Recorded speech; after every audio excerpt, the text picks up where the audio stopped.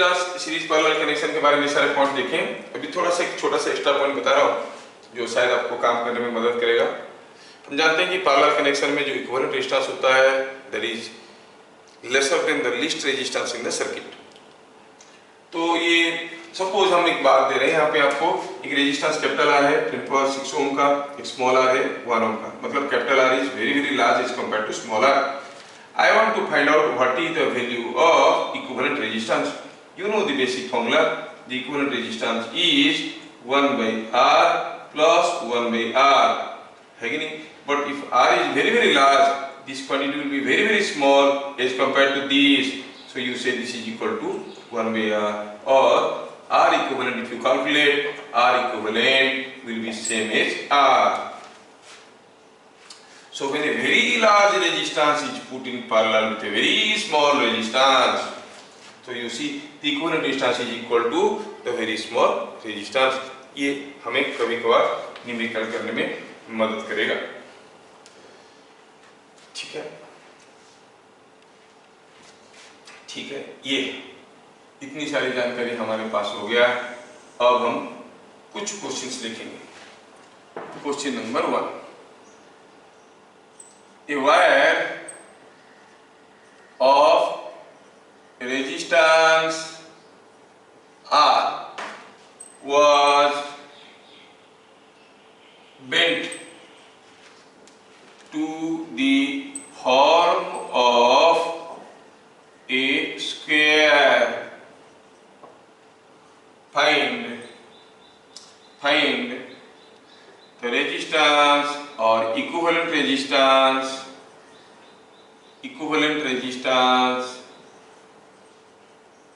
across any two consecutive corners. कोई आसपास की दो कर्नर के बीच में आपको इक्विवेलेंट रेजिस्टेंस निकालना है। क्वेश्चन सिंपल है, आप इसको कर सकते हो। Question number 2, a wire of resistance R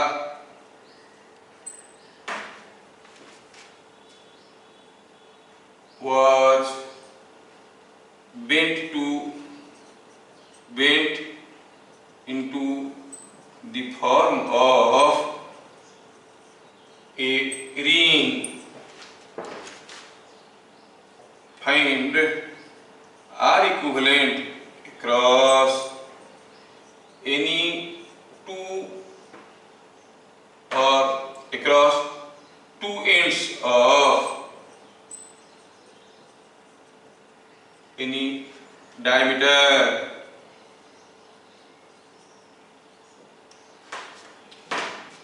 Question number 3,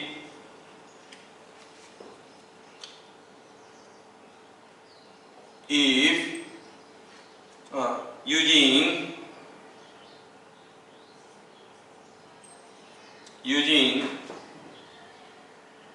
n number of resistances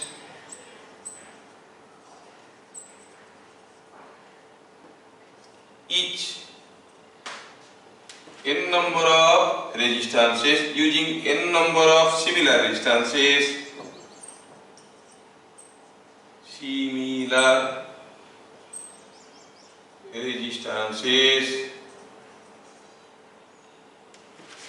using n number of similar resistances, find the ratio of maximum to minimum resistance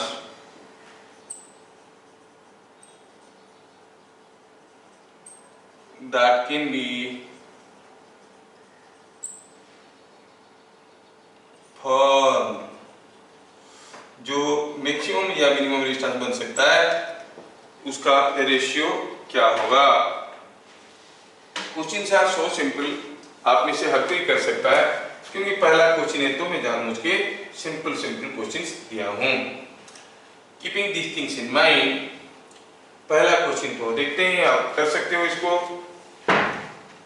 अगर इसको हम थोड़ा सा ध्यान से देखें तो wire of resistance R was bent to the form of a square. कोई वायर था, सॉल्यूशन बना रहे हैं यहाँ, एक वायर था, इसको बेंड करके एक स्क्वायर बना दिया था, वायर बना दिया स्क्वायर। इसका मतलब हुआ अगर वायर का लेंथ L था तो स्क्वायर का हर साइड का लेंथ L/4 होगा। अच्छा, find the equivalent resistance across two consecutive corners. दो अड़ोस पड़ोस की कर्नर के बीच में रेजिस्टेंस क्या होगा। सपोज ये L लेंथ का रेजिस्टेंस दिया है R, you know resistance is directly proportional to length.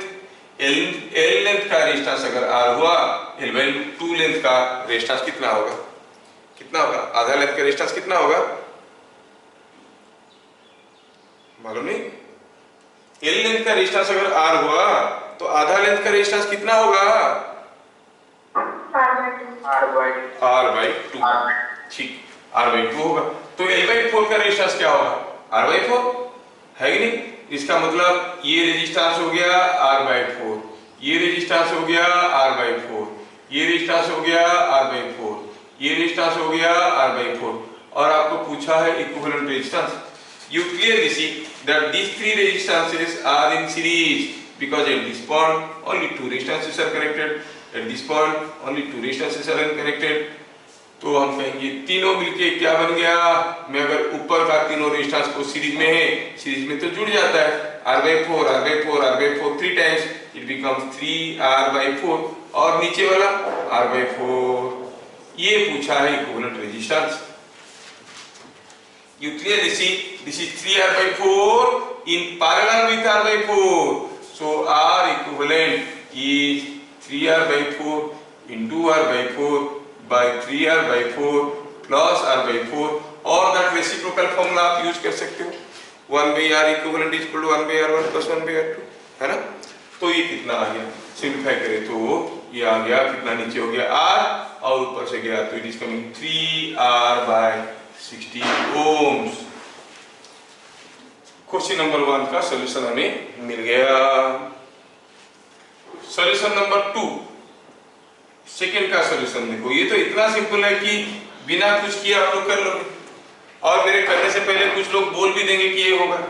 जैसे कोई वायर है रेजिस्टेंस R का, उसको बेंड करके आपने बनाया रिंग, रिंग बना दिया, रिंग बना दिया तो किसी एक डायमीटर का दोनों एंड में इक्विवेलेंट रेजिस्टेंस कितना होगा। अगर ये पूरा वायर का रेजिस्टेंस R है, कोई मुझे बताएगा ये पार्ट का रेजिस्टेंस कितना होगा, ये तो आधा है वायर का, तो R/2। ये कितना है, ये भी R/2 है कि नहीं। तो इक्विवेलेंट रेजिस्टेंस कितना हो गया, R/2 in parallel with R/2 कितना होगा, इट इज, हिसाब लगाओ, R/2 into R/2 by R/2 plus R/2, that is R equivalent। Formula लगाओगे तो it will be coming R/4। Equivalent resistance is R/4। Number 3, using n number of similar resistances, find the ratio of maximum and minimum resistance that can be obtained। So maximum resistance कब होगा, R equivalent is maximum when all are in series, all are in series, ठीक है। तो resistance maximum तब होता है when they are all in series। तो R max का वैल्यू कितना हो जाएगा, हर एक रेजिस्टेंस मान लो R है, n टू रेजिस्टेंस है, तो it will be R plus R plus R plus R n times, it is coming out to be, है ना। R equivalent is minimum, ध्यान रखना है, when all are in parallel, parallel। So what is R minimum, सोचो R minimum कैसे निकालेंगे, जब सारे को पैरेलल में लगाएंगे क्या हो जाएगा फॉर्मूला, तो लिखेंगे क्या, 1/R minimum will be equal to 1/R like this n times, it is coming out to be n by r, है कि नहीं? तो it is coming out to be n by r। तो अगर ये सारे को जोड़ेंगे मिलेगा n by r, क्योंकि n तो रेजिस्टेंस है, they are all connected in parallel, है कि नहीं? तो r मिनिमम क्या हो गया? r minimum is coming out to be r by n। So R minimum is coming out to be R by n। देखो कितना सिंपल है, R minimum is equal to R by n। तो ratio पूछा था, maximum resistance bye minimum resistance का ratio NR by R by n is n square R। कितना simple है, ठीक है। प्रोडक्ट ने बता चुका ये आंसर, बहुत बढ़िया। अब अगले क्वेश्चन, ठीक है। नेक्स्ट क्वेश्चन, ये 0.1 ओम है, दिखना चाहिए आपको 0.1 ओम। तो पढ़ लेता हूं, रेजिस्टेंसेस 1 ओम, 0.5 ओम, 0.5 ओम, 0.2 ओम, 0.25 ओम, है ना, and 0.1 ohm are connected in parallel. किसको भगा देंगे? Equivalent resistance will be 0.05। Next question, question number 5।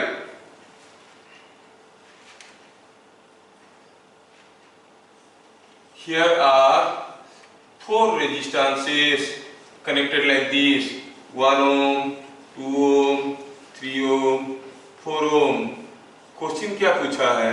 पूछा है कि ये जो सर्किट आपको दिया गया है, find R A B means equivalent resistance across A and B, ठीक है, equivalent resistance across A and B। Bit number 2, across which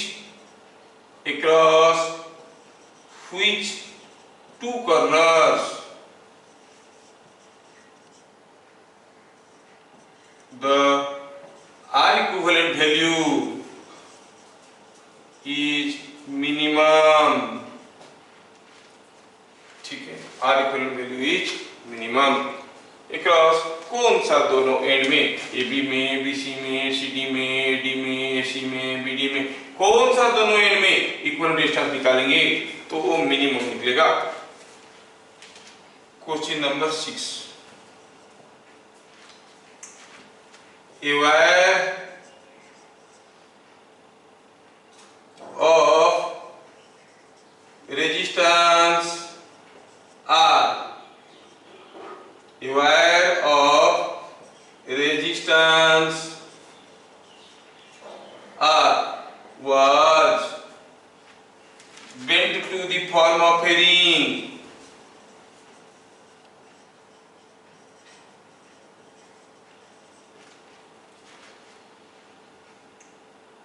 A and B are 2 points on the ring। Find for what value of theta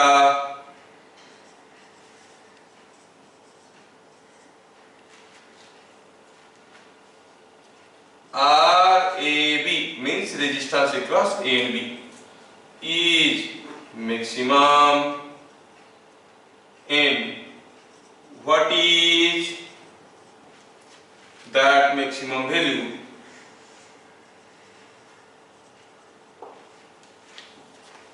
ठीक है, what is that maximum value? क्या दिया है? यहाँ पर एक रिंग दिया है, रिंग में, ठीक है, मैं कितना खुश हूं कि आप में से कोई लोग बहुत बड़े-बड़े आंसर पिक कर रहे हैं, बता रहे हैं। Here A is a point, B is a point, और ये दोनों पॉइंट मान लो कि सेंटर पे थीटा एंगल कर रहे हैं। हमें पूछा गया for what value of theta A और B में equivalent resistance will B maximum and what is that maximum value, theta का वैल्यू क्या होने से ए और बी में रेजिस्टेंस मैक्सिमम होगा। हर कोई आंसर बना रहा है, कितना बढ़िया है।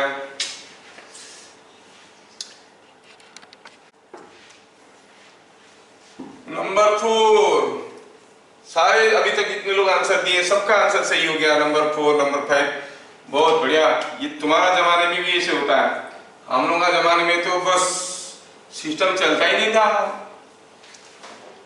Resistances 1 ohm, 0.5, 0.2, 0.25 and 0.1 ohm. Question को देखिए क्या दिया है सॉल्यूशन में, ऐसे दिया है 1 ohm, 0.5 Om, 0.2 Om, 0.25 and 0.1, they are all connected in parallel। ये 1 ओम है, ये 0.5 है, ये 0.2 है, ये 0.25 है और ये 0.1 है। अगर मुझे निकालना होगा R इक्विवेलेंट, कैसे निकालेंगे? 1/1, 1/0.5, 1/0.2, 1/0.25, 1/0.1 और R इक्विवेलेंट का वैल्यू क्या दिया है, कितना होगा? 0.05। तो ठीक है, ये सारे को सिंप्लीफाई करो तो देखो तो कितना आ रहा है, 1, this is 2, this is 5, this is 4 and this is 10। How much it is coming out to be? It is coming out to be 22। ठीक है, 22 होना है, जबकि रिक्वायर्ड क्या है? Required R equivalent is equal to कितना होता था? 1 और 0.05, 0.05 मतलब 1/R इक्विवेलेंट का वैल्यू कितना होना चाहिए? 1/0.05 मतलब 20 होना चाहिए। 1/R इक्विवेलेंट का वैल्यू 20 होना चाहिए, 22 हो रहा है, 20 होना चाहिए, 22 हो रहा है। किसी एक को भगाना पड़ेगा, किसको? 1/R इक्विवेलेंट का वैल्यू अभी हो रहा है 22, होना चाहिए 20, तो कोई 2 को भगाना पड़ेगा। So which resistance corresponds to reciprocal of the resistance is equal to 2? Obviously this, ये 2 किसके लिए? इसके लिए। तो हम क्या कहेंगे? 10 0.05 ohm, sorry 0.5 ohm, 0.5 ohm resistance is to be removed। क्या मैं ये चीज सबको समझा पाया ठीक ठाक? दिव्य ज्योति को छोड़ के बाकी सबको समझ में आया?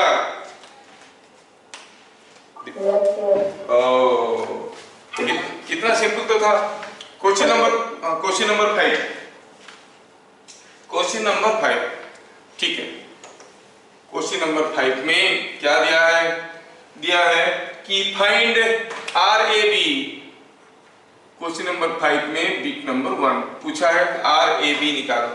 RAB कैसे निकालेंगे? RAB निकालेंगे तो देखो ये है A, ये है B और इधर है 1 4 3, 1 4 3, ये हो गया, ये हो गया हमारा AB और ये 1 4 3। अब बताओ इसमें इक्विवेलेंट रेजिस्टेंस कितना होगा? अब देखो ये तीनों सीरीज में है, so this comes out to be in series 1 4 3 plus 1 4 5 plus 3 is 8, this is 8 ohm. और ये तो था 2 ओम का, तो ये हो गया 2 ओम। तो यही सर्किट कुछ ऐसा बन गया, ये A है ये B है, तो RAB का वैल्यू क्या हो जाएगा? 8 × 2/8 प्लस 2 इज 1.6 ओम। सब कोई सही दिया है, आई एम सो हैप्पी। अब पूछा है कौन सा दोनों टर्मिनल में equivalent resistance will B minimum? AB में, BC में, CD में, AD में, किसमें इक्विवेलेंट रेजिस्टेंस मैक्सिमम होगा? किसमें इक्विवेलेंट रेजिस्टेंस मैक्सिमम होगा? जिसमें, अब देखो अगर इक्विवेलेंट रेजिस्टेंस हम AB में निकालेंगे तो you will see 2 is in parallel with 8, 2 और 8 पैरेलल है, equivalent resistance will be less than 2। BC में निकालेंगे तो equivalent resistance will be less than 3, क्योंकि पैरेलल कनेक्शन में equivalent resistance is lesser than the least resistance, सबसे छोटा resistance से भी छोटा है। अगर BC में निकालेंगे ये कितना हो गया? 2 + 1 + 4 कितना हो गया? 7, ये हो गया 3, equivalent resistance is less than 3। here equivalent distance will be less than 4, here equivalent distance will be less than 1। तो सबसे छोटा कहाँ पे होगा? AD पे। दिमाग लगा के निकाल दे। अब निकाल के देखोगे तो ज्यादा दूर हो जाएगा, देर हो जाएगा। तो आप क्या कहेंगे? इक्विवेलेंट डिस्टेंस बीट नंबर 2 में फॉर A और RAD is less than 1। Why? Because 1 is in parallel with rest of the things। तो RAD is minimum। वैसे आप चाहो तो लिख सकते हो RAB is less than 2, RBC is less than 3, RCD is less than 4। तो सबसे कम दिख रहा है, ये गेस वर्क करके आप कर सकते हो। Now we go for question number 6। Question number 6 में हमें थोड़ा दिमाग लगाना है और देखना क्या है क्वेश्चन को। आप में से कुछ लोग आंसर दिए हैं लेकिन गलत भी है, थोड़ा देखते हैं। दिया है कि कोई एक रिंग है, ध्यान से देखो, ये एक रिंग है। दिमाग लगाओ, कैलकुलेट करके तो कर लेंगे। और ये क्वेश्चन अगर किसी क्लास 11 12 वालों को डाल दोगे तो तुरंत वो निकालेगा, डिफरेंशिएट करेगा, इक्वल टू 0 करेगा। हम लोग थोड़ा दिमाग लगाएंगे, काम हो जाएगा। अच्छा, ये A है, ये B है, ठीक है। अब हमें इक्विवेलेंट डिस्टेंस चाहिए।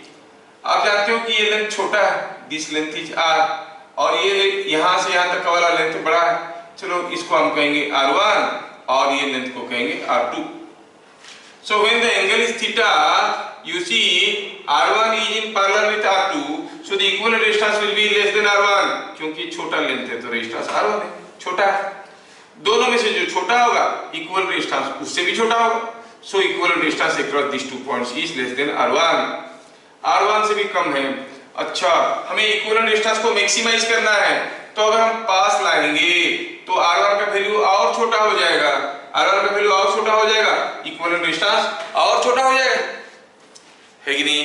That means as you decrease the value of theta, मैं फिर से रिपीट कर रहा हूं, when the angle is theta, you see here, when this angle is theta, say this small part has resistance R1, this bigger part has resistance R2। You clearly see R1 is in parallel with R2 and R1 is lesser than R2। Why? Because length of R1 is less, length of R2 is more।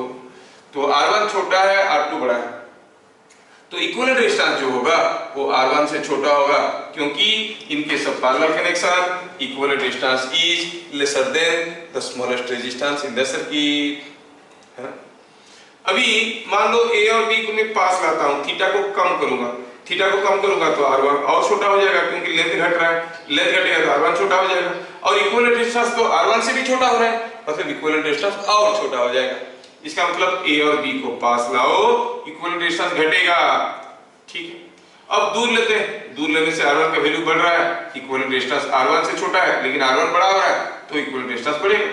बढ़ते बढ़ते बढ़ते बढ़ते जब आप यहाँ पे आओगे, तब उसके बाद जैसे और आगे जाओगे तो क्या होगा, R2 छोटा हो जाएगा, R2 छोटा हो जाएगा तो इक्विवेलेंट डिस्टेंस क्या हो जाएगा, R2 से कम हो जाएगा। मतलब जैसे हम थीटा को बढ़ाते जाएंगे यहां तक इक्विवेलेंट डिस्टेंस बढ़ेगा, फिर ऊपर जाएंगे फिर से इक्विवेलेंट डिस्टेंस घटेगा। सो हम क्या कहेंगे, इतना सारा लॉजिकल डिस्कशन के बाद हम कहेंगे R equivalent is maximum when theta is 180 degree. देख लो, विपिन को आंसर दिया था, हरचंदन ने भी दिया है लेकिन आंसर थोड़ा सा गड़बड़ कर दिया है। थीटा इज 180 डिग्री, जब थीटा 180 डिग्री होगा R इक्विवेलेंट मैक्सिमम होगा, ठीक है। जब थीटा 180 डिग्री होगा तो ये बात कुछ ऐसा है, obviously this part will be R/2 and this part will be also R/2, क्योंकि आधा लेंथ है ना। Now what will be R equivalent का maximum value? R/2 is in parallel with R/2, R/2 in parallel with R/2 by R/2 plus R/2 is equal to R/4, ठीक है, R/4। तो यहाँ पे हम देख रहे हैं कि जो इक्विवेलेंट रेजिस्टेंस है वो मैक्सिमम होगा कब, व्हेन थीटा इज 180 डिग्री। और ये रिंग के ऊपर कोई भी दो पॉइंट में मैक्सिमम रेजिस्टेंस कितना हो सकता है, मैक्सिमम रेजिस्टेंस हो सकता है कितना, R/4। मतलब अगर कोई वायर का रेजिस्टेंस R है, उसको लेके आपने एक रिंग बनाया, रिंग के किसी भी दो पॉइंट में अगर हम रेजिस्टेंस निकालेंगे that can not be more than R/4, ये मैक्सिमम होगा R/4। क्या बात सबको समझ में आया? Yes sir. Yes sir. 3 को समझ में आया। Now here are a number of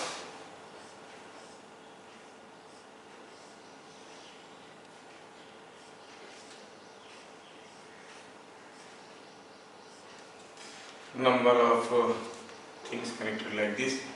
Say here लीजिए 2 ohm, 3 ohm, 6 ohm, 4 ohm, 12 ohm, and now the question is, in which resistance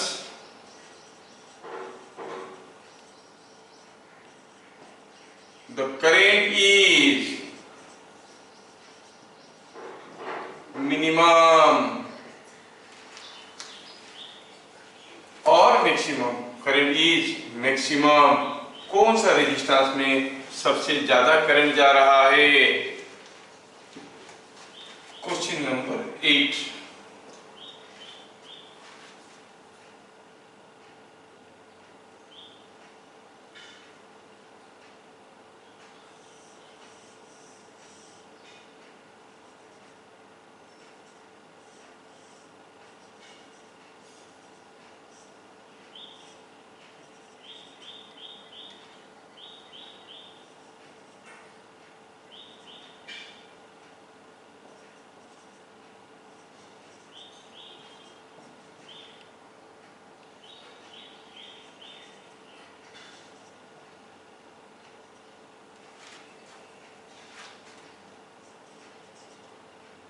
Find current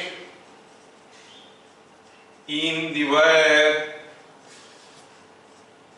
AB। AB में क्या करंट जा रहा है आपको पता करना है। ये वायर AB है, AB में क्या करंट जा रहा है। ठीक है, 2 क्वेश्चन दिए, देखते हैं कौन बना सकता है। आप लोग तो बहुत अच्छे बच्चे हो, थोड़ा सा डिफिकल्टियां हो, आप लोग थोड़ा ट्राई करोगे तो कर लोगे। देखते हैं। सो हियर पूछा है कौन सा रेजिस्टेंस में सबसे ज्यादा करंट होगा, करंट इज मैक्सिमम। अच्छा ठीक है, ये आपको समझाने के लिए ये मैं कुछ ऐसे थोड़ा सा मॉडिफिकेशन कर रहा हूं, आप उसमें कुछ दो राय तो नहीं करोगे, बात तो एक ही हुआ। कोई बात नहीं, ऐसे कर सकते हैं, है ना, ऐसे कर सकते हैं। अच्छा ये बात, तो सॉल्यूशन नंबर 7 का I will make use of the main diagram. पहले देखो कि 2 3 6 आर इन पैरेलल में, थोड़ा नेमिंग कर देता हूं। नेमिंग ए, ये पॉइंट को बी, ये पॉइंट को सी। अब हम लोग इतना ज्यादा स्मार्ट हो चुके हैं कि हम फटाफट लिख सकते हैं ए बी और सी में इक्विवेलेंट रेजिस्टेंस। हम देख रहे हैं कि 2 3 6 पैरेलल में है, तीनों को जोड़ना है। क्या करेंगे क्या नहीं करेंगे, रफर करेंगे अलग बात है, लेकिन सोचो मैं कैसे सोच रहा हूं। पहले 3 और 6 को पैरेलल में ले लिया, 3 और 6 को पैरेलल में ले लिया तो हो गया 3 × 6 / 3 + 6, 18/9 = 2, मतलब ये दोनों मिलके हो गए 2। अब ये हो गया 2, ये हो गया 2, 2 is in parallel with 2, 2 × 2/2 + 2 is 1, मतलब पूरा हो गया 1 ओम। पहले इन दोनों को कर लिया, फिर इसके साथ उसको कर लिया, और हो गया 1 ओम हो गया। अच्छा अब इसमें 12 and 4 are in parallel, 12 × 4/12 + 4, 48/60 is 3। हाँ ये सर्किट ऐसा बन गया। बैटरी कितना वोल्ट का तो मालूम नहीं है, कोई फर्क नहीं पड़ता, मान लो कुछ करंट जा रहा है। तो इसमें इसमें कितना वोल्टेज ड्रॉप होगा? इसमें होगा 1 इंटू आई। इसमें कितना वोल्टेज ड्रॉप होगा? Obviously 3 into I into R होता है ना, 3 इंटू आई। ठीक है, अच्छा ये तीनों में बराबर पोटेंशियल डिफरेंस है। अगर पोटेंशियल डिफरेंस ये दोनों पॉइंट में V हुआ तो इसमें करंट होगा V/2, इसमें होगा V/3, इसमें होगा V/6, क्योंकि तीनों में बराबर पोटेंशियल डिफरेंस है। तो VAB/2, VAB/3, VAB/6 में से सबसे ज्यादा कौन होगा? VAB/2। सो आउट ऑफ, ये हुआ पहला step, out of 2 ohm, 3 ohm, 6 ohm, the maximum current is in 2 ohm। क्या ये बात समझ में आया? मैं स्टेप वाइज कर रहा हूं, क्या ये बात सबको समझ में आया? यस, क्योंकि VAB/2 is greater than VAB/3 is greater than VAB/6। Again, out of 4 ohm and 12 ohm, 4 ohm and 12 ohm, the current, the maximum current किसमें होगा? कोई बता दो। इज इन कौन सा रेजिस्टेंस में होगा? अरे लिटरली जाओ मीनिंग के साथ, रेजिस्टेंस ऑपोजिशन टू करंट। जब करंट जा रहा था ये बहुत ज्यादा अपोज कर रहा है, ये कम अपोज कर रहा है, जिधर से कम अपोजिशन जिधर से भाग जाएगा, है ना? जिधर से कम अपोजिशन है उधर से भाग जाएगा। आप बदमाशी करके घर में लौट रहे थे और घर में आपका घर में इसे जाना है तो पता चला इधर के घर में मम्मी खड़ी है, इधर के घर में पापा खड़े हैं, पापा ज्यादा रेजिस्टेंस देते हैं, बहुत मारते हैं, तो obviously will go this way, है कि नहीं? मम्मी बहुत मारती है, पापा प्यार करते हैं, आप इधर से जाओ। जहां पर रेजिस्टेंस कम मिलेगा आप उधर से चले जाओगे। तो यहाँ पर रेजिस्टेंस ज्यादा है, कम करंट जाएगा, रेजिस्टेंस कम है, ज्यादा करंट जाएगा। ये भी एक सोच है। और हम कहेंगे 4 ओम में जितना पोटेंशियल डिफरेंस है 12 ओम में भी वही पोटेंशियल डिफरेंस है ना? 4 में जितना पोटेंशियल डिफरेंस 12 में भी उतना ही पोटेंशियल डिफरेंस। अच्छा ये बात है। तो फिर 4 ओम में कितना करंट होगा? VBC/4। इसमें कितना करंट होगा? VBC/12। मतलब VBC/4 इज मोर इन 4 ओम। ये पहला वाला में 2 ओम में हुआ था, अब 4 ओम में ज्यादा हो गया। क्यों? क्योंकि VBC/4 is greater than VBC/12। हाँ, इन दोनों में से इसमें ज्यादा करंट जा रहा है, इन दोनों में से इसमें ज्यादा करंट जा रहा है। अब इन दोनों में से किसमें ज्यादा करंट जा रहा है? Suppose the current here is, I say X, here the current is, I say Y. So what is X here? You say X is VAB/2. VAB कितना था? I into 1, so it is I/2. Y कितना है? VBC/4. VBC कितना था? VBC 3I/4। अब देख लो दोनों में से ज्यादा करंट किस में है? एक है 3I/4, दूसरा है I/2। Obviously current in 4 ohm is maximum. क्या कंक्लूजन मिला? Current in 4 ohm is maximum. क्या सबको समझ में आ गया? Through reasoning I am trying to solve. अगर इसको निकाल के हर चीज को देखेंगे it will take long time. ये सोचने का स्टेप्स में बताया। आप ऐसे कर सकते थे, इधर से मान लो आई करंट आया, इसमें कितना जाएगा, इसमें कितना जाएगा, ये करके निकालो, सब करके निकालो। It will be very lengthy approach to find out. But then through analysis आप अगर ऐसे सोचोगे तो बिना कुछ कैलकुलेशन किए देख के भी बता सकते हो किसमें ज्यादा करंट जाएगा। क्या मेरी बात सबको समझ में आया? यस, सबको समझ में आ गया। अगर मैं वैल्यूज बदल दूंगा आप बता पाओगे किसमें ज्यादा करंट होगा? अरे बता पाओगे कि नहीं बता पाओगे? नहीं बता पाएंगे। बता पाएंगे। कितना दुखी आत्मा है। अच्छा, ये क्वेश्चन नंबर 7 का सॉल्यूशन हो गया। क्वेश्चन नंबर 8, ठीक है। when you know how to learn physics now, it itself becomes a fun in the class. आपको लगेगा कि आप गेम खेल रहे हो, ठीक है? तो खेला आगे बढ़ाते हुए हम लोग देखते हैं क्वेश्चन नंबर 8 पूछा है। यहाँ पर 12 एम्पीयर करंट घुसा, यहाँ पर 3 ओम में, 6 ओम में, 4 ओम में, इसमें कितना करंट जा रहा है? A to B, what is the current here, और B to A, what is the current here? You are asked to calculate the current here. हाँ, थोड़ा ध्यान से देखा जाए कैसे करेंगे इसको। How to solve this question? We want to see. थोड़ा ध्यान से अगर देखा जाए तो 3 ohm and 6 ohm are in parallel because you are able to form a closed loop taking these two. 4 ohm and 4 ohm are also parallel. अच्छा, ये बात है। तो ठीक है, थोड़ा मैं फिगर को यहाँ पे दोबारा ड्रॉ करता हूँ आपके लिए। 3 ohm, 6 ohm, 4 ohm, 4 ohm, ऐसे दे दिया। इधर से निकल रहा है 12 एम्पियर, क्यों? क्योंकि घुस रहा है 12 ampere. Charge can neither be created nor be destroyed, जितना घुसेगा उतना ही तो निकलेगा। ये है 3 ohm, ये है 6 ohm, ये है करंट X। क्या हमें X का कोई रेडीमेड फॉर्मूला मालूम है?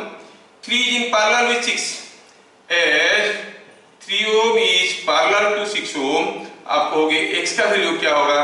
Opposite resistance by summation of the resistances into total current, it is coming out to be 8 ampere.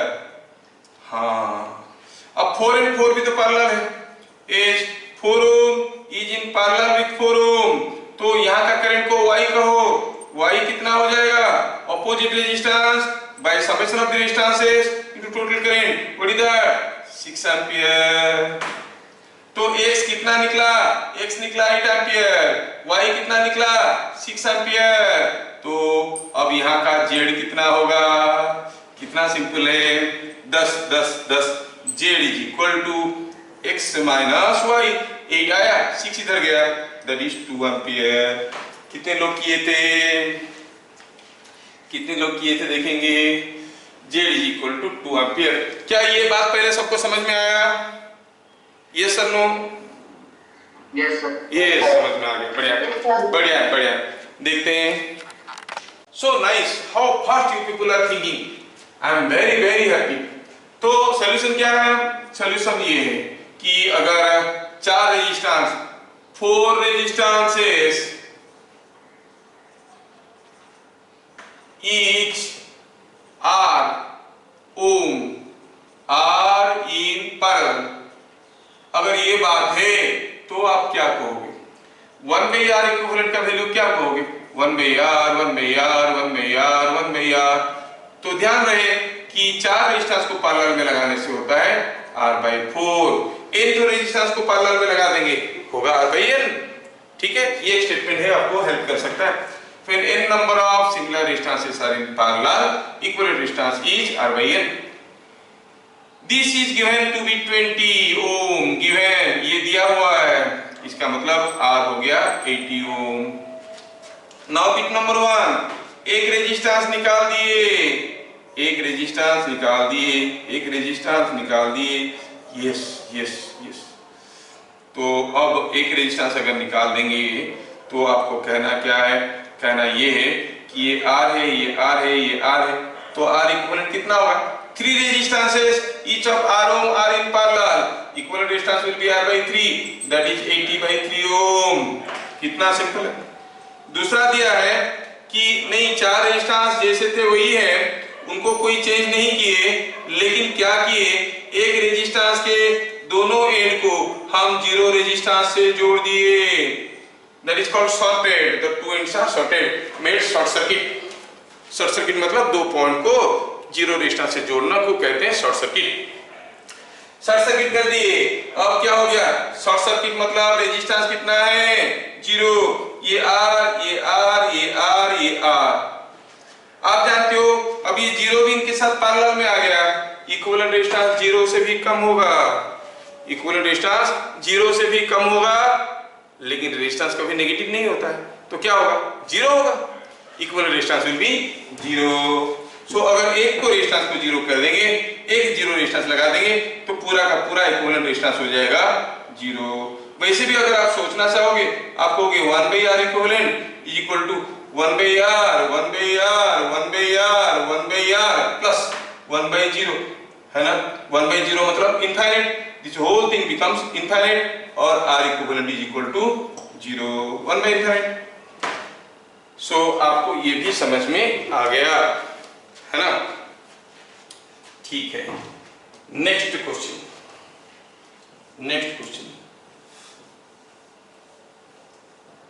Number 10 में हम देखेंगे कि अगर हमारे पास दो रेजिस्टेंस है,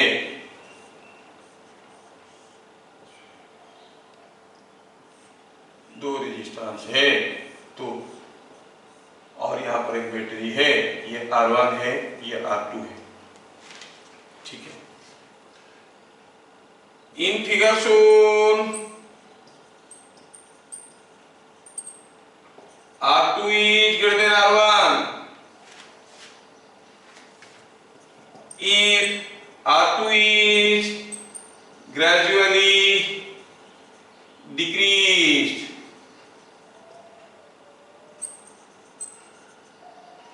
then value of I1 will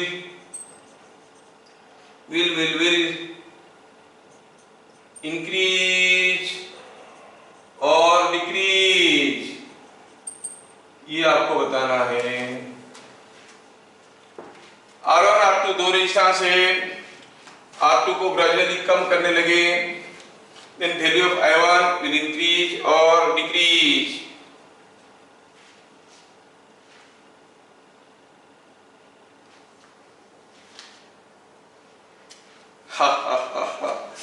देखो मैं क्यों आप लोगों को अच्छे बच्चे बोलता हूं, ये क्वेश्चन तो हर बच्चा हर साल गलत बोला, हर साल गलत बोला। तुम लोग बहुत अच्छा बोल रहे हो, you are telling so nicely. You see I1 solution में क्या लिखेंगे, I1 is nothing but potential difference across this by R1। Potential difference क्या है, V, है ना। So it is V by R1। अब ये क्या R2 के ऊपर डिपेंड कर रहा है, नहीं कर रहा है, V तो कांस्टेंट है, तो this is constant.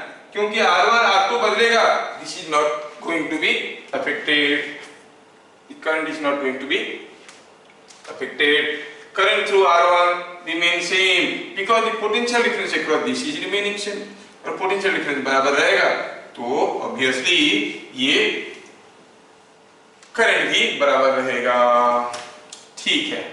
Question number 11, here is a bulb,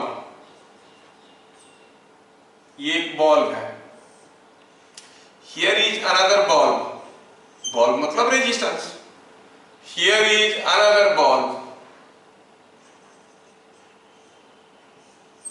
ठीक है, ये भी एक बल्ब है। there are B1 B2 B3 ऐसा ऐसा ऐसा, ठीक है। In figure shown B1 B2 and B3 are similar bulbs। अब जिस बल्ब में जितना ज्यादा करंट जाएगा उतना ज्यादा जोर से ग्लो करेगा, ठीक है। नाउ ये एक switch, if switch S is closed, अब इसको ओपन था, क्लोज करेंगे, स्विच S इज क्लोज करेंगे इसको, then what happens to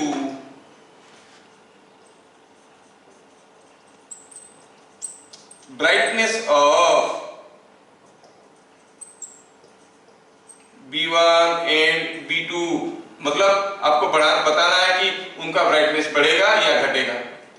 What happens to the brightness of B1 and B2, brightness बढ़ेगा कि घटेगा, ठीक है। ध्यान रहे, more current more brightness, note that more current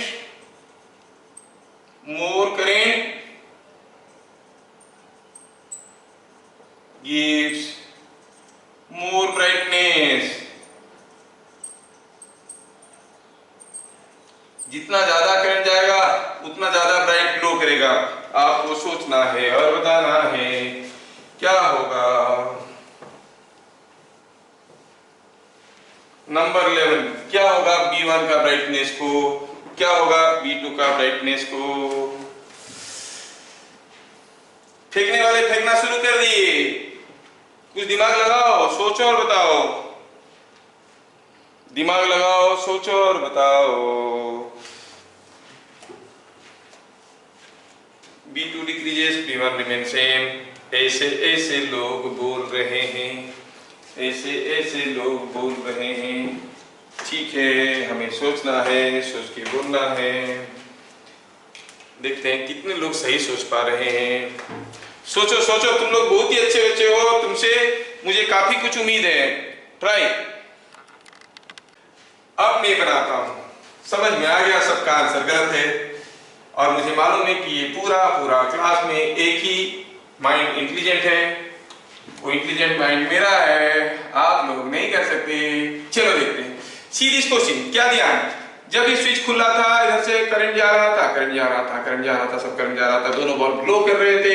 अब स्विच को क्लोज करने के बाद इनके ब्राइटनेस को क्या होगा, बढ़ेगा कि घटेगा, बढ़ेगा कि घटेगा। Let us do two things. First case में क्या था, ये बल्ब का रेजिस्टेंस R है, ये R है, ये खुला पड़ा है तो इसमें तो करंट जाएगा नहीं। अब ये आप दिए वोल्टेज V, अब सोचो ये R है तो व्हाट इज इक्विवेलेंट रेजिस्टेंस, इसमें तो करंट नहीं जाएगा। क्या आपको लगता है कि करंट यहां तक आएगा, बूंद बूंद करके गिरेगा? नहीं, ऐसा कुछ नहीं होता है। This is disconnected, no current will flow. Now what is the current here, you say the current here is V by put in equivalent resistance across these two। ये दोनों में equivalent resistance कितना है, R and R, so it is V by 2R। तो इसमें हुआ V by 2R, इसमें हुआ V by 2R। ठीक है, तो ये पता चल गया हमें कि ये दोनों रेजिस्टेंस में करंट है V by 2R। ये फर्स्ट केस था। In the second case, when you connect this resistance और उसके साथ इसको भी लगा दिए। नाउ AB में इक्विवेलेंट रेजिस्टेंस क्या था? इस केस में AB में इक्विवेलेंट रेजिस्टेंस था 2R, तो करंट हो गया V by 2R। अब AB में इक्विवेलेंट रेजिस्टेंस कितना है? You see, R is in parallel with R, equivalent resistance is कितना है, R by 2, that R by 2 is in parallel series with R, so it is R by 2 plus R is 3R by 2। तो what is the current now? The current is V by RAB 3R by 2, क्योंकि V volt है potential difference, 3R by 2 है resistance, तो ये हो गया 2V by 3R।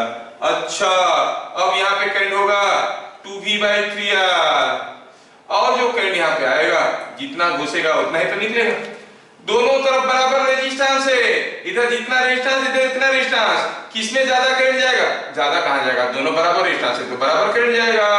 अगर 2V by 3R current आ रहा है, आधा इसमें जाएगा, आधा इसमें जाएगा। इसमें कितना जाएगा? V by 3R, 2V by 3R का आधा, 2V by 3R का आधा, V by 3R। क्या मैं सबको ठीक ठाक समझा पा रहा हूं? Yes sir, no? Yes sir. अब देखो, पहले इसमें कितना करंट था? इसमें करंट था V by 2R, इसमें करंट था V by 2R। अब देखो इसमें हो गया 2V by, मतलब ये हो गया था 0.5 V by R, 0.5 V by R, ये 0.6 V by R। मतलब इसमें रेजिस्टेंस, इसमें करंट बढ़ गया है, इसमें था V by 2R, हो गया V by 3R, मतलब इसमें घट गया है। क्या कहोगे? R2 में, B2 में करंट घट गया है, B1 में करंट बढ़ गया है, तो हम क्या कहेंगे? ब्राइटनेस ऑफ B1 का brightness will increase and will decrease. ये चीज कोई नहीं लिखे थे, तो क्या कंक्लूजन मिल गया?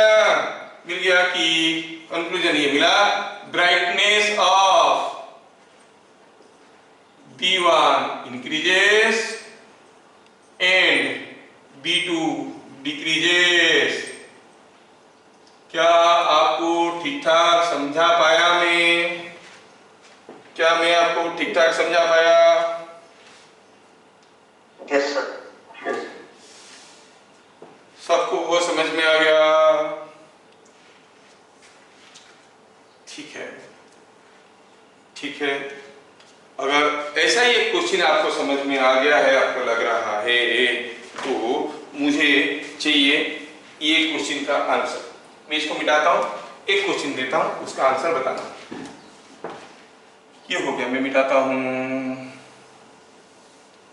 नेक्स्ट क्वेश्चन, मैं एक छोटा सा क्वेश्चन देता हूं, पहले आप इसको करो, देखते हैं कितना जल्दी जल्दी आप कर पाते हो।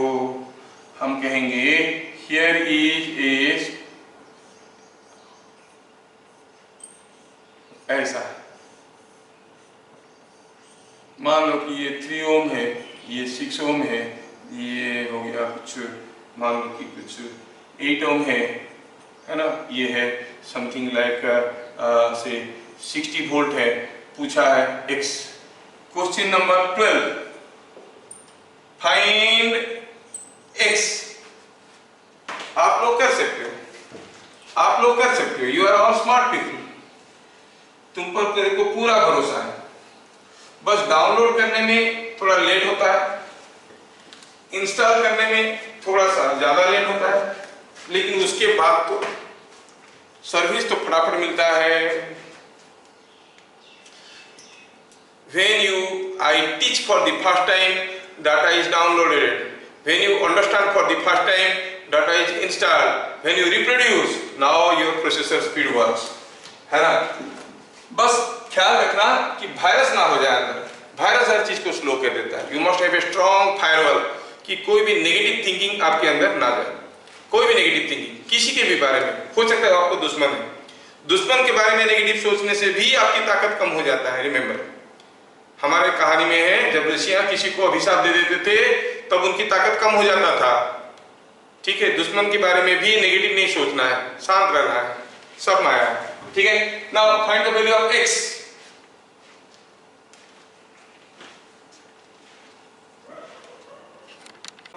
फॉर 2-3 पीपल ओनली, जिनका नहीं हुआ है या फिर शायद गलत किया, गलत तो कोई नहीं रिप्रेजेंट किया है। ऐसा क्वेश्चन में जहां पर सिंगल सोर्स है, पहले आप निकालो a और b में इक्विवेलेंट रेजिस्टेंस। हाँ, ये निकालना तो आता है। कैसे? 3 इज इन पैरेलल विद 6, जो होगा उसके साथ 8 सीरीज में, सो it is 3 into 6 by 3 plus 6। मैं अपना सोचने का तरीका आपको दिखा रहा हूं। You also think this way, और if you can invent a better way you can think 2 plus 8 is 10 ohm। RAB मिल गया, जैसे मिल गया go for I। What is I? I is potential difference VAB by RAB। VAB means B से जाओ तो 60 volt हो रहा है, so it is 60 by 10, it is 6 ampere. ओहो, I मिल गया, it is 6 एम्पियर, पता चल गया। अब X पता करना है। We know the current division formula, 3 and 6 are in parallel। 3 and 6 are in parallel, X will be opposite resistance by summation of the resistances into total current। It is coming out to be 4 ampere। Wow wow, तुम लोग सारे कर चुके हो, सो बढ़िया, कितना बढ़िया, so good, मस्त मस्त, थिंकिंग वेरी नाइसली। अभी आपको समझ में आ रहा होगा, मैं शुरू में जो सर्किट देता था, हर जगह करंट बता देता था, कैसे बताता था, है ना, वैसे ही बताता था। मैं देख लेता था क्या है, उसको करंट डिवीजन करके कर रहे थे, ओरल करंट डिवीजन कर रहे थे, ये बात है। सो जब दो रेजिस्टेंस की बात आएगा, you can run very fast. बहुत मजा आ गया आज आपके साथ पढ़ के, पूरा मैं एनर्जाइज्ड हो गया हूं। Will see next class about Wheatstone bridge and metre bridge, दोनों चीज को एक साथ देख देंगे। उसके बाद पढ़ेंगे इक्विवेलेंट रेजिस्टेंस, मतलब कोई भी एक कॉम्प्लिकेटेड सर्किट का इक्विवेलेंट रेजिस्टेंस कैसे निकालते हैं, कोई एक टेढ़ा मेढ़ा सर्किट का इक्विवेलेंट रेजिस्टेंस कैसे निकालते हैं। बहुत भी लंबा चौड़ा कॉम्बिनेशन हो सकता है। मेरे ख्याल से equivalent resistance will take a complete class और समटाइम्स 2 क्लासेस। अगर मैं पूरा सारा लेवल को बताऊंगा इक्विवेलेंट रेजिस्टेंस का, इट मे टेक 2 क्लास, नहीं तो 3 लेवल बताएंगे। डिपेंड करता है कि आप लोग कितना बढ़िया परफॉर्म कर रहे हो। और बहुत अच्छा करोगे तो 5 लेवल तक बताएंगे। There are 5 different ways to find equivalent resistance. Remember, कोई भी बुक में, कोई भी एग्जिस्टिंग बुक में, जितना सारा बुक है, एक भी मेथड नहीं दिया है how to find the equivalent resistance. I will give you 5 steps. If you strictly follow the steps, whatever may be the type of circuit, you are able to solve the equivalent resistance. ठीक है, चिंता की कोई बात नहीं। फिर मिलेंगे हम लोग। अच्छा, ये सैटरडे वाला क्लास आपके लिए, सबके लिए कंफर्टेबल है क्या ये टाइमिंग? ये और मंगलवार को हम लोग का क्लास होता है। ट्यूसडे को भी 11 बजे कर सकते हैं क्या? 3 बजे आप लोगों को दिक्कत होता है और इंटरनेट का थोड़ा फ्लक्चुएशन होता है। अगर आप लोग राजी होगे तो, नहीं तो ठीक है। ट्यूसडे को 3 बजे करना चाहोगे कि 11 बजे करना चाहोगे? ऐसे बोलो। 11 बजे किसी को ऑब्जेक्शन है क्या? ट्यूसडे 11 बजे, ट्यूसडे 11 AM, किसी को ऑब्जेक्शन है क्या? ऑब्जेक्शन है तो बोलो। No sir. नहीं है ना? तो ऐसा करते हैं हम लोग, हमारा दोनों क्लास ये समय में ले आते हैं जब, और हम लोग का ये समय आप किसी को देना मत। कौन सा? 3 PM वाला किसी को देना मत। अभी क्या मालूम कभी स्कूल स्टार्ट करेंगे, टांग अड़ाएंगे तो हम लोग फिर वापस चले जाएंगे इसमें। ठीक है, ये हमारा बुक रहा, लेकिन फिलहाल क्लास इस समय में करेंगे तो बढ़िया रहेगा। दोपहर को आप थोड़ा आराम से पढ़ सकते हो। ठीक है, मैं आपके लिए बाकी का मटेरियल बना दूंगा। मैं बहुत खुश हुआ कि तुम में से more than 10% are doing very well, और मैं अपील करूंगा बाकी 10 के लिए अपना थोड़ा एंथ्यू बढ़ाइए, नहीं तो थोड़ा मुश्किल होगा। एडवांस कोर्स आप लोग विश्वास नहीं करते हो कि आप किस लेवल का कर रहे हो। जेई मेन में भी मैं ऐसे ही क्वेश्चन करवाने वाला हूं, exactly this type questions. You sometimes surprisingly enter to my class 12 group and see how they are performing. एक भी चीज नहीं बोल पाते, एक भी चीज उनको दिखता नहीं है, सोच नहीं पाते हैं, है ना? वो तो मतलब कहाँ कैसे करके 10th क्लास पास करके आए हैं बच्चे से। ठीक है, तो आप लोग जो 3 साल जो पढ़े हो फाउंडेशन कोर्स का, उसमें आपका प्रोसेसर इतना फास्ट हो गया, इतना बढ़िया हो गया कि कोई चीज को फटाफट समझ लेते हो। That is the biggest advantage you are going to get. यह become fast, very fast processor. ठीक है, ब्रेन अभी कॉस्टली बन गया आपका, उसको ब्रेन को बजाय रखना, उसको स्लो होने मत देना। जैसे मुझे लग रहा है कि जागृत कभी कभार अपना ब्रेन को ड्राउजी कर देता है, जैसे नशा करने से ब्रेन स्लो हो जाता है, कुछ भी पूछो जल्दी सोच नहीं पाएंगे। किसी एक नशे में आ जाने से ऐसे होता है। वो नशा, it may be addiction for drugs, it may be addiction for any other thoughts, जो कि आपको ड्राउन कर देता है। फालतू थॉट्स मत लो। बस ये अपना टैगलाइन बनाओ लाइफ का, हम किसी से कम नहीं है। This must be your tagline written here. दुनिया का कोई भी लड़का, कोई भी लड़की, मेरी उम्र का कोई भी चीज कर सकता है, तो मैं भी कर सकता हूं। मैं क्यों नहीं कर पाऊंगा? मैं कर पाऊंगा, पक्का कर पाऊंगा। कोई भी अगर कर लेता है, it may be physical work, it may be mental work, it may be intellectual work, physically भी। ठीक है, तो तीनों चीज को ध्यान रखना। टैगलाइन होना चाहिए, हम किसी से कम नहीं है। I will never allow anyone to beat me. फिर देखो आगे आपको जो स्पिरिट मिलेगा जिंदा रहने के लिए। जहां भी जाओगे, किसी भी क्राउड में यू आर नंबर 1, किसी भी क्राउड में यू आर नंबर 1। ठीक है, तो wish you all the best. फिर मिलेंगे अगले क्लास। जय हिंद।